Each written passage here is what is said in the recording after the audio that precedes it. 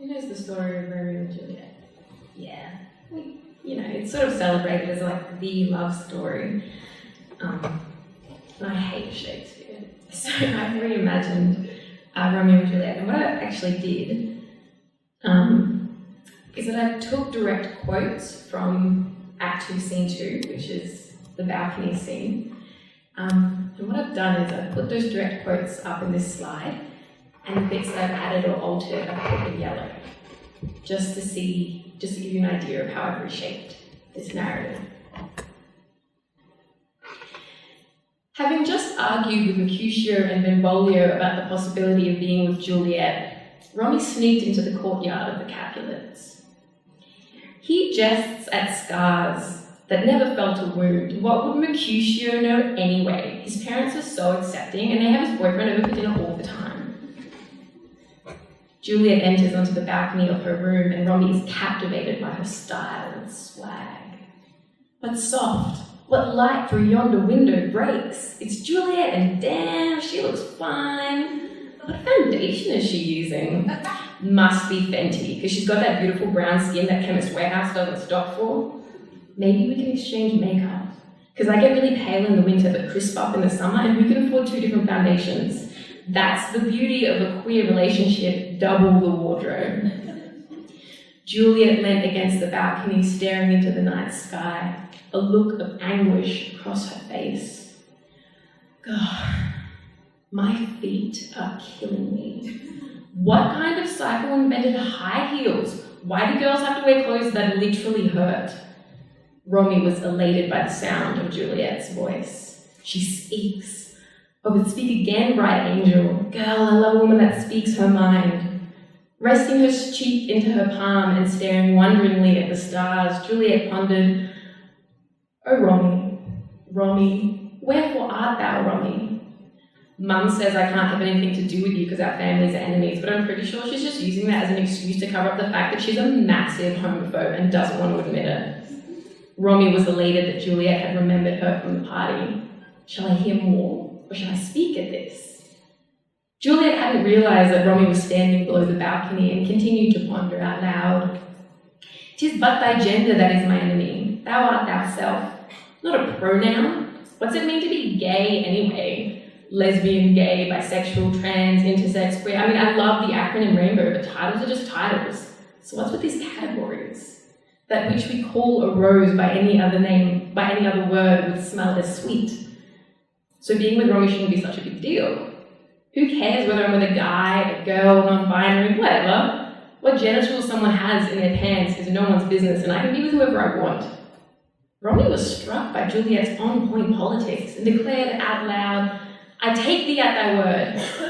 It's so nice to hear someone who cares about pronouns and gets non-binary. Henceforth, I don't want to go by she, her pronouns, I want to use they, them. Juliet jumped at the voice coming from the dark, shady garden. "Who art thou that thus bescreamed in the night so stumblest on my counsel, and why are you standing in the shadows like a creep?" You know that kind of behaviour only heightens the fear that women feel while walking the streets alone. If you care about the safety of women, you need to work with us and stand as allies. Romy suddenly realised how unacceptable their behaviour was. "Oh, hey, I'm sorry I made you feel unsafe. I take full accountability and will change my behaviour to help you feel safer in public places. We call out misogyny, no matter how small, because violence against women is everyone's concern, and we all have a responsibility to change the culture of spaces to make everyone feel safe." Juliet knew that voice from somewhere. Had they been following this person's Insta story earlier that day? My ears had not yet drunk 100 words of that tongue's uttering. Yet I know that sound. Art thou not Romy, a woman and a lesbian? Romy replied, "Neither, fair maid, I am non-binary." "How comest thou hither?" asked Juliet. "The orchard walls are high and hard to climb, and the place death, considering who thou art, if any of my kinsmen find thee here." Romy swept into adoration for this queer beauty, got all mushy and proclaimed, "With love's light wings do I overperch these walls, for stony limits cannot hold love out." Actually, the real struggle is climbing the invisible structural barriers constructed to disempower people of colour and queer genders and sexualities. Juliet nodded. "Yeah, I feel you, Romy, but actually violence against queer people is real and my family's kind of cray." Romy knew all too well the dangers of existing in a body that challenged heteronormativity. Okay, well, I can be straight passing. If I need to hide parts of my identity to keep myself safe, that's okay. There's no shame in doing what I need to do to survive.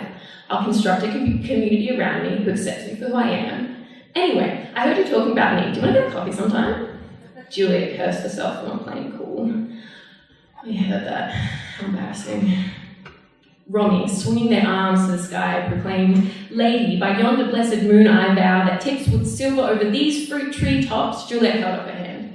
Firstly, not a lady. That kind of language is belittling and paints a picture of superior femininity being demure and restrained. The feminine can also be loud and aggressive. Romy dropped their arms. Oh, soz.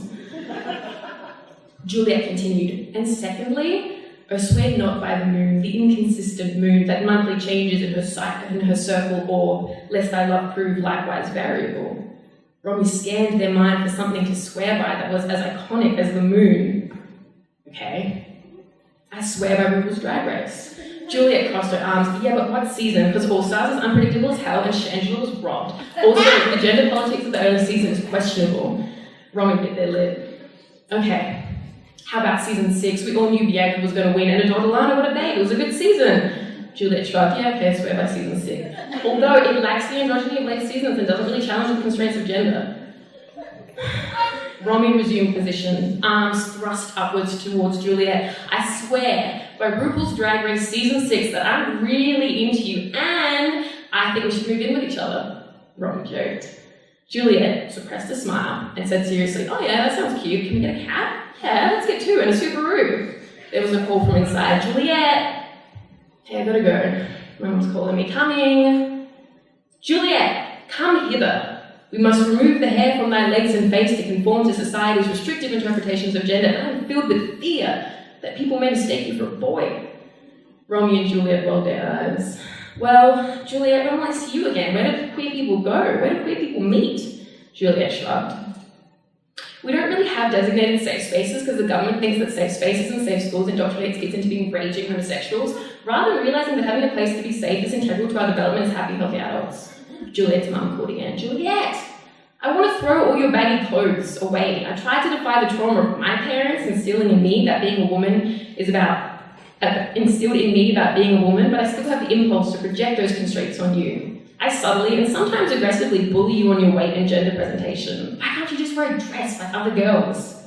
Juliet pulled her trackies midway up her calves to expose her unshaped legs, just to antagonize her mum that little bit more.